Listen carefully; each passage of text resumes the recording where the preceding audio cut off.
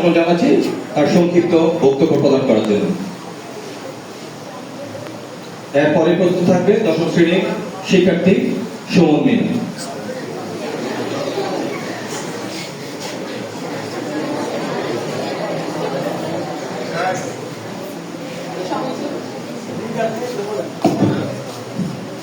সম্মানিত প্রধান শিক্ষক, প্রিয় শিক্ষকবৃন্দ, আমন্ত্রিত অতিথিবৃন্দ এবং আমার সহপাঠী ভাই বোনেরা, সবাইকে জানাই আন্তরিক শুভেচ্ছা ও সালাম। আসসালামু আলাইকুম।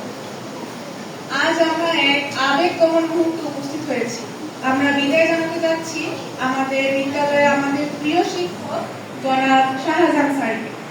প্রিয় স্যার, আপনি শুধু আমাদের পড়াশোনা শিখাননি, শিখিয়েছেন মূল্যবোধ, শৃঙ্খলা ও মানবতা। আপনার প্রতিটি উপদেশ আমাদের জীবনের পথ চলায় দিক নির্দেশনা হয়ে থাকবে।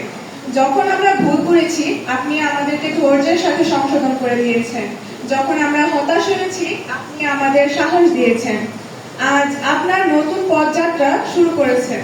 আমরা আপনার ভবিষ্যৎ জীবনের জন্য সফলতা ও সুখ কামনা করি। এই শিক্ষা জীবনে যদি কখনো কোনো ভুল করে থাকি, বেয়াদবি করে থাকি, ক্ষমা সুন্দর দৃষ্টিতে আমাদেরকে মাফ করে দেবেন।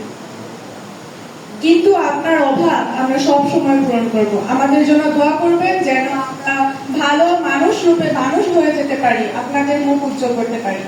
এই বিদায় মুহূর্তে মনে পড়ে যায়, যেতে নাহি দিব হায়, তবু যেতে দিতে হয়, তবু চলে যায়। স্যার, আপনার প্রতি আমাদের ভালোবাসা ও শ্রদ্ধা সব সময় থাকবে অটুট। পরিশেষে আপনার সুস্বাস্থ্য ও দীর্ঘায়ু কামনা করে আমি আমার সংক্ষিপ্ত বক্তব্য শেষ করছি। ধন্যবাদ। ধন্যবাদ আপনার আজকে অত্যন্ত হৃদয় স্পর্শকাতর বক্তব্য দেওয়ার জন্য। এ পর্যায়ে